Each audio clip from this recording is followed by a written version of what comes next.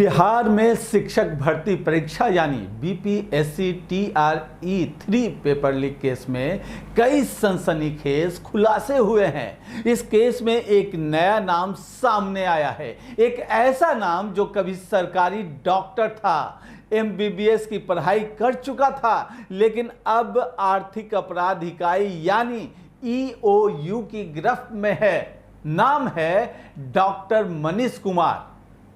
आखिर एक डॉक्टर का नाम पेपर लीक गिरोह से कैसे जुड़ गया? क्या था उसका रोल? कैसे उम्मीदवारों को पटना से हजारीबाग ले जाया गया? और आखिर क्यों ईओयू अब इसकी पूरी कुंडली खंगाल रही है? आइए पूरी कहानी शुरू से समझते हैं।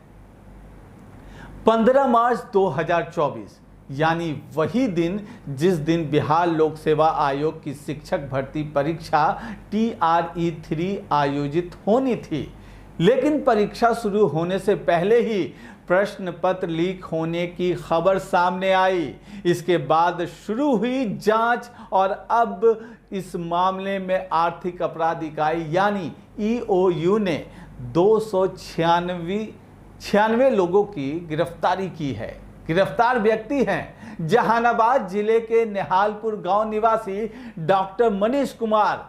ईओयू का दावा है कि डॉक्टर मनीष की भूमिका सिर्फ एक सामान्य अभ्यर्थी की नहीं थी, बल्कि वो कथित तौर पर अभ्यर्थियों को पेपर लीक नेटवर्क से जोड़ने का काम कर रहा था।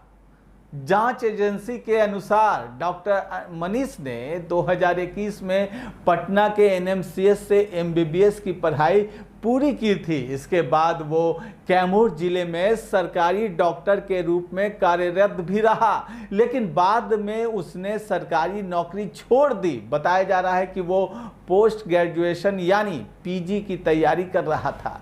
यहीं से कहानी में बड़ा सवाल उठता है। सरकारी डॉक्टर जिसके पास एक सम्मानजनक करियर था, वो कथित तौर पर पेपर लीक नेटवर्क तक कैसे पहुंच गया? इसी सवाल का जवाब तलाश रही है ईओयू। जांच में पता चला है कि डॉक्टर मनीष की दोस्ती पेपर लीक गिरोह के मुख्य आरोपी बताए जा रहे संजीव मुखिया के बेटे डॉक्टर शिव से थी।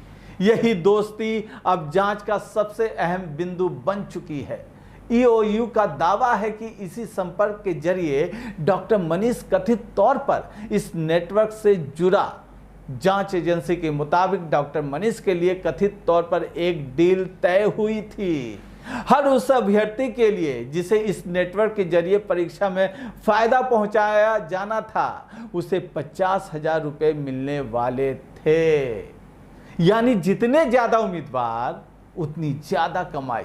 अगर जांच एजेंसी के दावों को सही माना जाए तो ये पूरा नेटवर्क केवल पेपर लीक तक सीमित नहीं था, बल्कि इसमें अभ्यर्थियों की सेटिंग और उन्हें परीक्षा से पहले प्रश्न पत्र उपलब्ध कराने की पूरी योजना बनाई गई थी।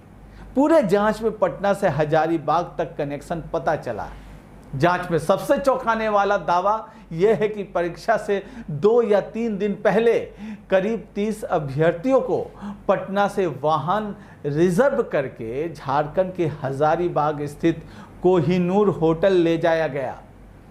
यही उम्मीदवारों को कथित तौर पर परीक्षा से पहले प्रश्न पत्र दिखाया गया ताकि वे सवाल याद कर सके और उसके जवाब भी तैयार कर सके और परीक्षा में सफल हो सके। जांच एजेंसी का दावा है कि अभ्यर्थियों को होटल में छोड़ने के बाद डॉक्टर मनीष वापस पटना लौट आया। यह दावा जांच एजेंसी का है और इसकी न्यायिक पुष्टि अभी बाकी है, जिस तरह से आरोप लगाए गए हैं। अब सवाल उठता है, आगे क्या? ईओयू अब केवल डॉक्टर मनीष तक सीमित नहीं है। जांच एजेंसी पूरे नेटवर्क की परतें खोलने में जुटी है। कौन कौन लोग शामिल थे? पैसों का लेन देन कैसे हुआ?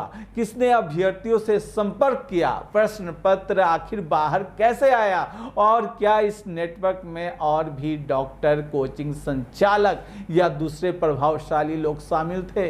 इन सभी सवालों के जवाब तलाशे जा रहे हैं। हर प्रतियोगी परीक्षा सिर्फ एक परीक्षा नहीं होती, वो लाखों युवाओं की उम्मीद होती है। कई उम्मीदवार वर्षों तक तैयारी करते हैं, दिन रात मेहनत करते हैं, परिवार उम्मीदें बांधता है और जब पेपर लीक जैसी घटनाएं सामने आती हैं तो सबसे ज़्यादा नुकसान उसी ईमानदार अभ्यर्थी का होता है जिसने केवल अपनी मेहनत पर भरोसा किया था।